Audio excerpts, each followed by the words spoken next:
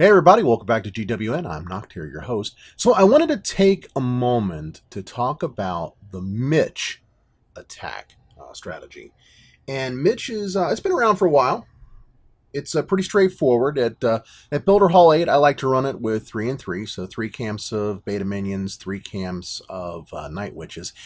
I don't run it very often, though, because a lot of times it's very unpredictable. The night witches sometimes tend to kind of go a little astray. But I did come across a base here today as I was playing that was a very Mitchable base. It was a design that's very good for Mitch. So I wanted to share it and tell you how I plan this attack out so that it might help you figure out other times when you can use it as well. So let's go ahead and switch gears and take a look at the base that I used it against. All right, so here's the base. Now, this is what I call a very Mitchable base because of where everything is located on the base. Starting off with this right here, that MultiMortar at the top of the base, when I see that, I immediately start to think about running Mitch on the base. That when the base is positioned down toward the bottom of the screen. Having these junk buildings over here on the sides. Also, again, very Mitchable because the bats will come down and split off and take those out.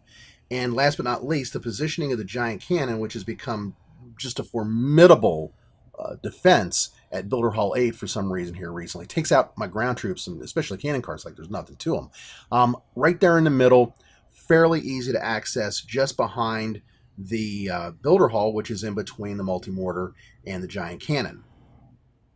Now, the next question you're going to ask yourself is, where should I position my night witches when I bring them in? Now, because this base is down towards the bottom of the game grid, it helps to give you that long track from the top for your night witches to throw their bats. And as such, you want to drop them somewhere in this vicinity.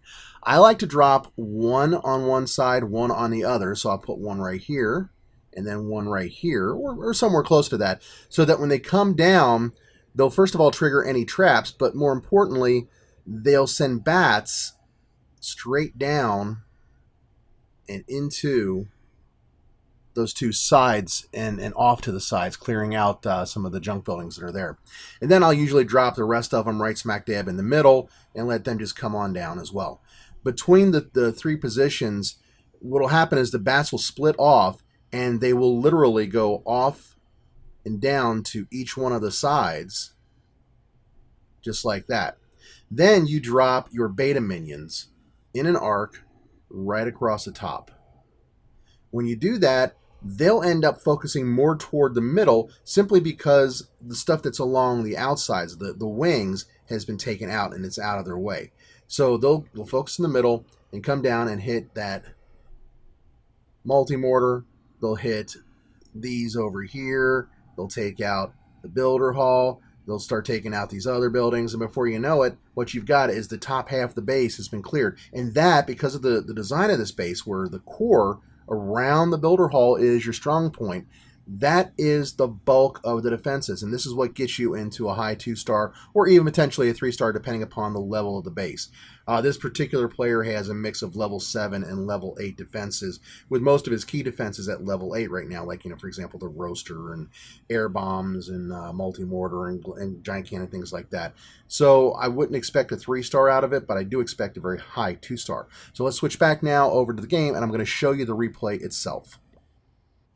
All right, so let's take a look at this replay. So, again, pretty standard Mitch, pretty standard base for a Mitch. I'm going to drop the night witches up at the top of the game grid here, and I want the bats to split off to the side. So there's the first one.